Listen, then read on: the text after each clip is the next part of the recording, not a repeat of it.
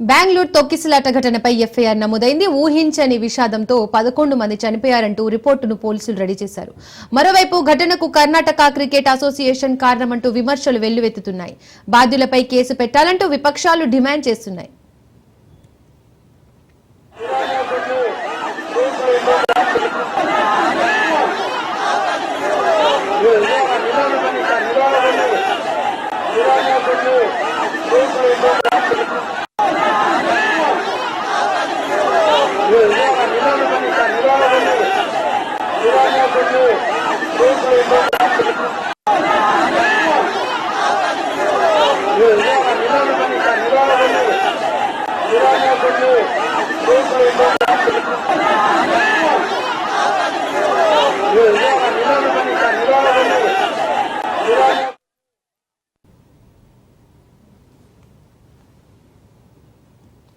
RCB విజయోత్సవంలో 11 మంది చనిపోగా 8 మందికి post mortem పూర్తయింది. మృతదేహాలు కుటుంబ సభ్యులకు అప్పగించారు.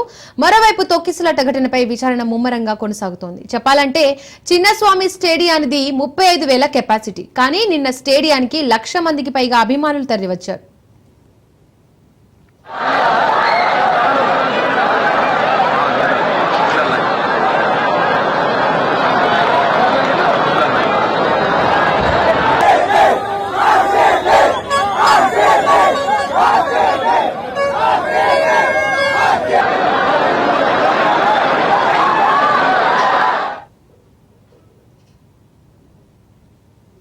ఘటనకు ఫ్రీ టికెట్లు, గేట్లు మూసివేత, లాఠీ చార్జీయే కారణమనే కారణాలు వినిపిస్తున్నాయి. ప్రధానంగా 7వ నెంబర్ గేట్ వద్ద ఉచితంగా టికెట్లు పంపిణీ అంటూ వదంతులు రావడంతో కొందరు ఆ గేట్ వైపు వెళ్లినట్లు సమాచారం. ఇక గేట్లు మూసి టికెట్లు ఉన్న వారిని సైతం అనుమతించకపోవడంతో గందరగోళ పరిస్థితులు నెలకొన్నాయని ప్రత్యక్ష సాక్షులు చెబుతున్నారు.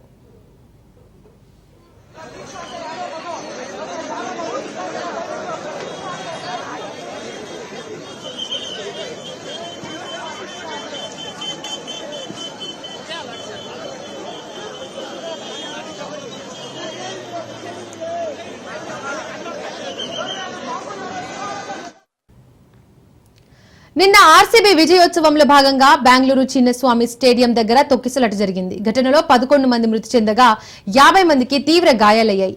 మృతుల్లో 4 మహిళలు, 1 బాలుడు ఉన్నాడు. ఇక మృతుల కుటుంబాలకు 10 లక్షల పరిహారం ప్రకటించారు కర్ణాటక సీఎం సిద్ధరామయ్య. అదేవిధంగా మృతులకు 2 లక్షల రూపాయల ఎక్స్ గ్రేషియా ప్రకటించింది కేంద్రం. గాయపడ్డ వారికి 50,000 పరిహారం ప్రకటించారు ప్రధాని మోడీ.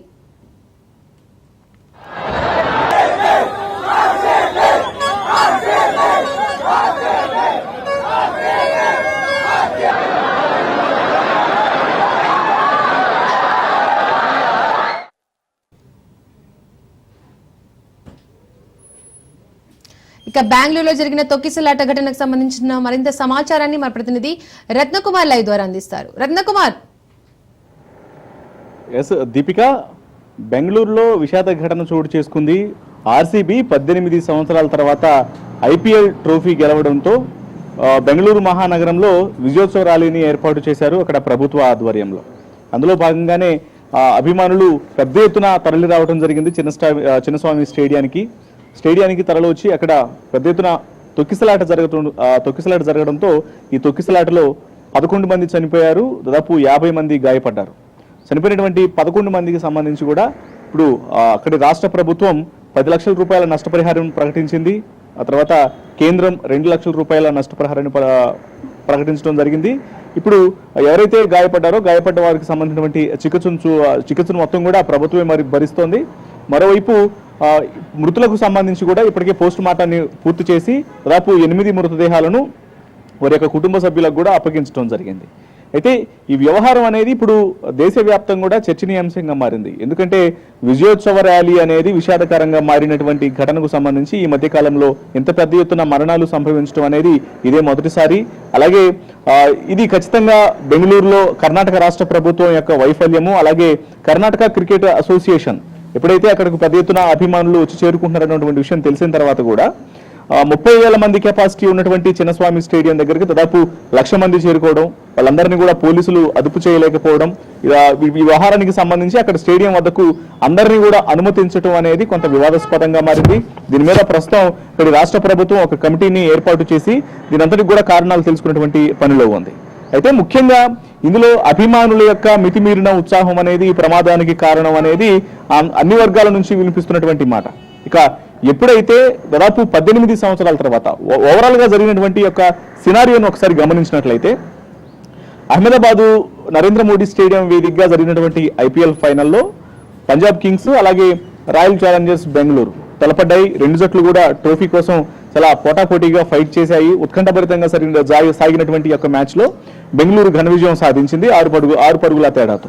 సో ఇక ఎప్పుడైతే ఆర్సీబీ విజయం సాధించిన తర్వాత, ఎందుకంటే 18 సంవత్సరాల నుంచి ఆర్సీబీ విజయం కోసం చూస్తున్నటువంటి లాయల్ ఫ్యాన్స్ ఎవరైతే ఉంటారో వాళ్ళందరూ కూడా దేశవ్యాప్తంగా సెలబ్రేషన్స్ చేసుకున్నారు.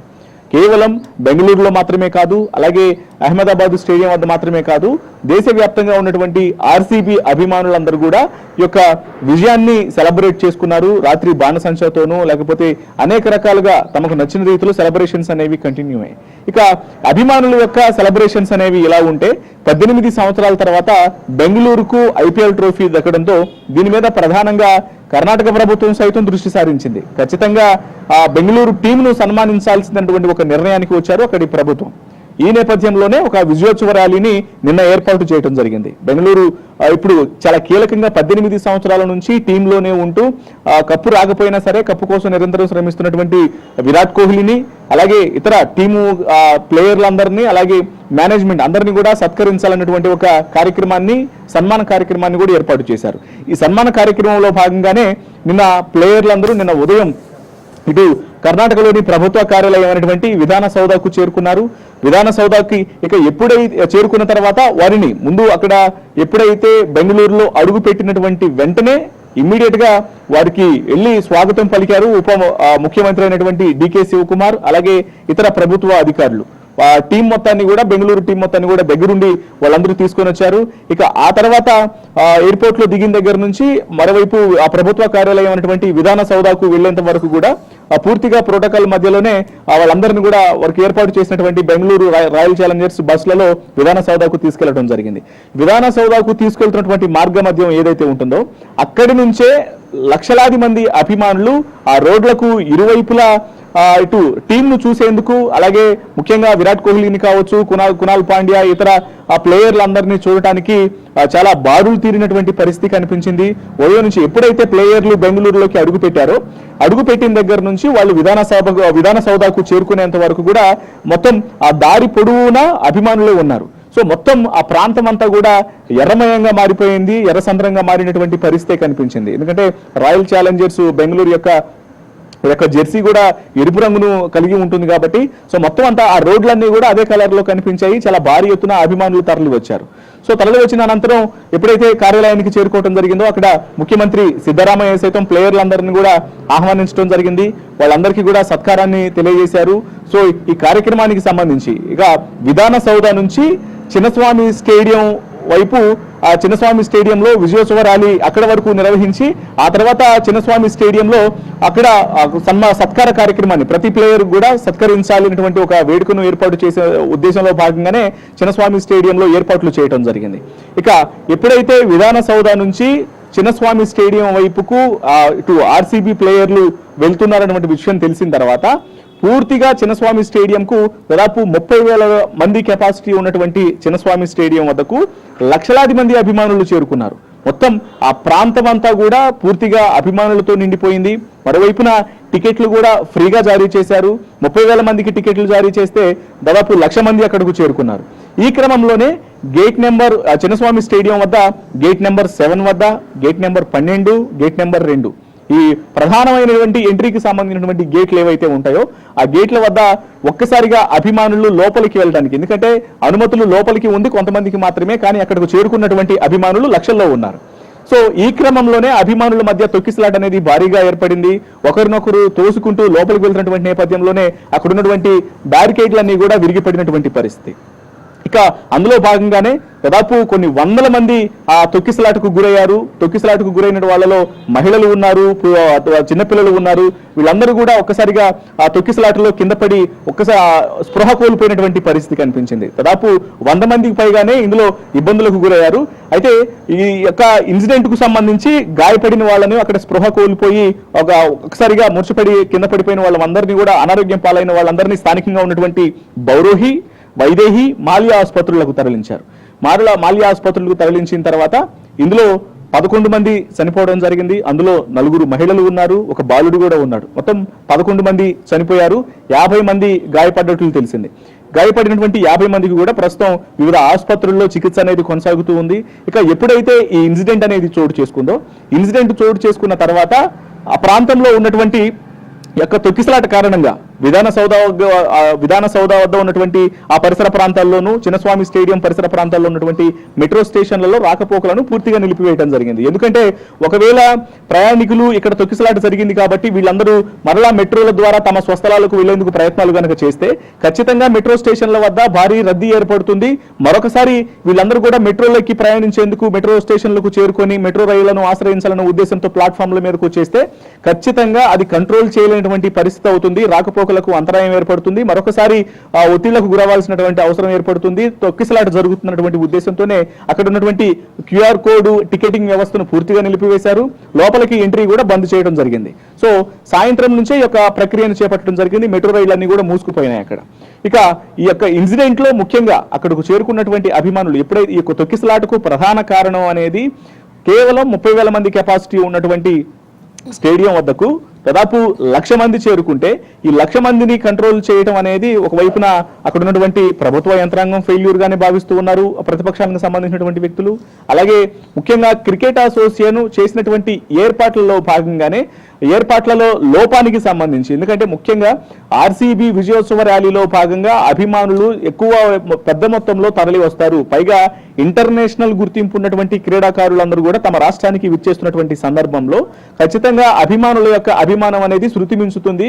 అది చాలా ఎక్కువగా ఉంటుందన్నటువంటి ఆ యొక్క ఇన్సిడెంట్ ను, ఆ యొక్క విషయాన్ని ముందుగానే పసిగట్టి వాళ్ళందరూ కూడా దానికి సంబంధించినటువంటి తగిన ఏర్పాట్లు చేయాల్సినటువంటి అవసరం అయితే ఉంటుంది. కానీ ఏర్పాట్లు అనేవి ఏం చేయకుండా అభిమానులను కంట్రోల్ చేయాల్సినటువంటి పోలీసులు ఒకవైపున చేతులు తేయాల్సిన పరిస్థితి ఏర్పడింది. మరోవైపు అక్కడ క్రికెట్ అసోసియేషన్ జరుగుతున్నటువంటి పరిణామాలన్నింటికి సంబంధించి కూడా చేతులు ఎత్తేశారు. అప్పటికప్పుడు కేవలం అక్కడ ఎప్పుడైతే తొక్కిసలాట అనేది జరిగిందో, తొక్కిసలాట జరిగినటువంటి సందర్భంలో అక్కడకు ఏ అధికారి వాళ్ళందరినీ కూడా తీసుకెళ్లి హాస్పిటల్లో జాయిన్ చేయాలన్నటువంటి, అంటే ఇమ్మీడియట్ గా యాక్షన్ లోకి దిగిన వాళ్ళు కూడా అక్కడకు చేరుకున్నటువంటి అభిమానులే. మనం విజువల్స్ లో కూడా ఒకసారి చాలా జాగ్రత్తగా గమనించినట్లయితే పూర్తిగా అక్కడ ఎవరైతే స్పృహ తప్పి పడిపోయినటువంటి చిన్నపిల్లలు కావచ్చు, మహిళలు కావచ్చు, అక్కడ గాయపడి కింద పడిపోయిన వాళ్ళందరినీ కూడా అక్కడి నుంచి అంబులెన్స్ల వద్దకు తీసుకెళ్లి ఆసుపత్రులకు తరలించినటువంటి వారిలో అక్కడకు చేరుకున్నటువంటి అభిమానులే ఎక్కువ ఉన్నారు. సో అభిమానులే స్వయంగా వాలంటీర్లుగా మారి వాళ్లే సహాయక చర్యల్లో పాల్గొని వాళ్ళందరినీ కూడా హాస్పిటల్స్ కు తరలించడంలో చాలా కీలక పాత్ర పోషించారు. సో ఈ వ్యవహారం అంతా కూడా ఇప్పుడు బెంగళూరు రాష్ట్ర వ్యాప్తంగా కూడా కొంత కలకలం సృష్టించింది. ముఖ్యంగా ఈ 11 కుటుంబాలలో విషాదాన్ని నింపినటువంటి 11 కుటుంబాలు కూడా ఇప్పుడు పెద్ద ఎత్తున రోదనలతో మిన్నిండిపోతున్నటువంటి పరిస్థితి ఉంది బెంగళూరులో. సో ఈ ఇన్సిడెంట్ మీద ఇప్పటికే ప్రభుత్వం సిద్ధరామయ్య ఎప్పుడైతే ఇన్సిడెంట్ అనేది జరిగిందో ప్రభుత్వ ఇటు ఎక్కడెక్కడైతే ఇప్పుడు మనం చెప్పినటువంటి బౌరోహి, మాల్యా ఆసుపత్రులలో గాయపడిన వాళ్ళు అలాగే చనిపోయిన వాళ్ళందరూ కూడా ఉన్నారన్న విషయం తెలిసిన తర్వాత, మృతులు ఉన్నారన్నటువంటి విషయాన్ని కన్ఫర్మ్ చేసుకున్న తర్వాత గాయపడిన వారిని, చికిత్స పొందుతున్న వారిని పరామర్శించడానికి వైపున ఏకంగా కర్ణాటక సీఎం సిద్ధరామయ్య ఆసుపత్రులకు వెళ్లడం జరిగింది. గాయపడుతున్న వాళ్ళందరినీ కూడా ఆయన పరామర్శించారు. హాస్పిటల్కి వెళ్లి ఇక వాళ్ళందరినీ పరామర్శించిన అనంతరం చనిపోయిన వారందరికీ తమ సంతాపాన్ని ప్రకటించినటువంటి పరిస్థితి కనిపించింది. సో ప్రస్తుతం ఆ యొక్క ఫ్యామిలీలను ఆదుకోవాల్సినటువంటి బాధ్యత ఖచ్చితంగా ప్రభుత్వం మీద ఉంది అనేది ప్రతి ఒక్కళ్ళు తెలియజేస్తున్నటువంటి మాట.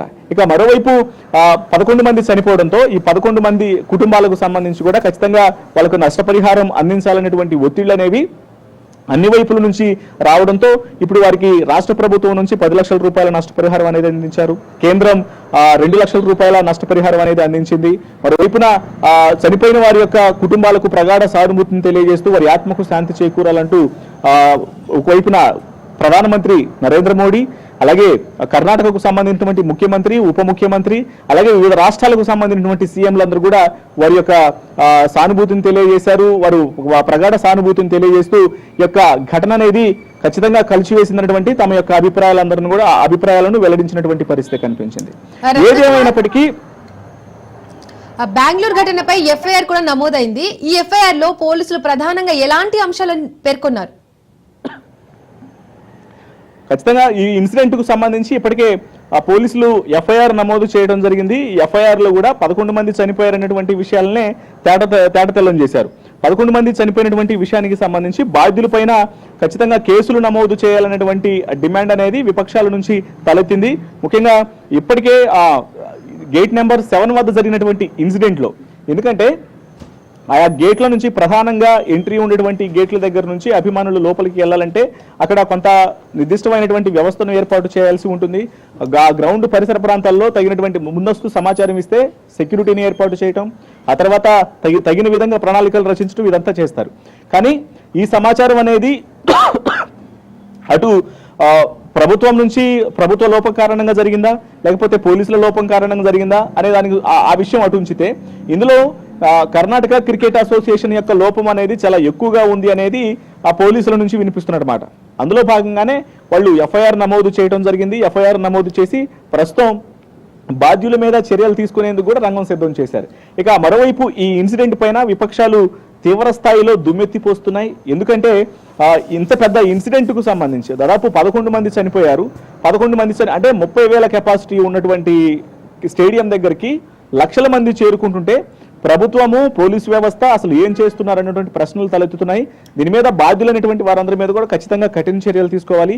కేవలం నష్టపరిహారం ఇచ్చి చేతులు దులుపుకోవడం కాదు, వారి కుటుంబాలను ఆదుకోవాల్సినటువంటి బాధ్యత కూడా ప్రభుత్వం మీద ఉంది అనేది ప్రతి ఒక్కళ్ళు వినిపిస్తున్నటువంటి డిమాండ్. అందులో భాగంగానే ఇప్పుడు ఎఫ్ఐఆర్ నమోదు చేసిన తర్వాత మరోవైపు అక్కడి ప్రభుత్వం ఒక కమిటీని కూడా నియమించడం జరిగింది. సిద్ధరామయ్య ప్రభుత్వం కమిటీని వేసి ఈ కమిటీ ద్వారానే అసలు దీనంతటికి కారణం ఎవరు, క్రికెట్ అసోసియేషన్ యొక్క లోపం అనేది ఎక్కువగా ఉందా లేకపోతే అసలు దీనంతట్లో ఇంత పెద్ద ప్రమాదం అనేది ఒకవైపున తొక్కిసలాట జరుగుతున్నప్పటికీ కూడా మరోవైపు విజయోత్సవ ర్యాలీ అనేది కంటిన్యూ అయింది. ఆ లోపలికి ప్లేయర్లు వచ్చారు. ప్లేయర్లు వచ్చిన తర్వాత కేవలం అది 10-15 నిమిషాల్లో ముగించినప్పటికీ కూడా ఇంత పెద్ద ప్రమాదం జరిగి 11 మంది చనిపోతే ఆ విజయోత్సవ ర్యాలీ అనేది ఆగలేదు, సన్మాన కార్యక్రమం అని ఆగలేదు, ప్లేయర్లు వచ్చి మాట్లాడటం, ఇదంతా కూడా తదుపరి కార్యక్రమాలు అనేవి. ఇంత పెద్ద ఘటన జరుగుతున్న ఒకవైపున ఈ ఘటన జరుగుతుంటే మరోవైపు ప్రభుత్వ యంత్రాంగం మాత్రం తమ పని తాము చేసుకుంటూ పోతున్న అన్నట్లుగానే ఆ క్రీడాకారులను లోపలికి తీసుకొచ్చారు. వాళ్ళ చేత మాట్లాడిపించడం, సన్మాన కార్యక్రమాలు ఏర్పాటు చేయడం, ఇవన్నీ కూడా మరింత పుండు మీద కారం జల్లినట్లు ఒకవైపున ఇంత పెద్ద ప్రమాదం అనేది వాటిల్లితే దీన్ని ఏమాత్రం లెక్క చేయని విధంగా మరోవైపున ప్రభుత్వ పెద్దలు దగ్గరుండి మరి ఈ కార్యక్రమాన్ని ఏర్పాటు చేయడం కూడా కొంత వివాదాస్పదంగా మారింది. వీటన్నిటికి సంబంధించి ఖచ్చితంగా కఠిన చర్యలు తీసుకోవాలనేది ప్రభుత్వాన్ని ఒకవైపున దుమ్మెత్తి పోస్తూనే విపక్షాలు డిమాండ్ చేస్తున్నాయి. Okay, thank you Ratnakumar.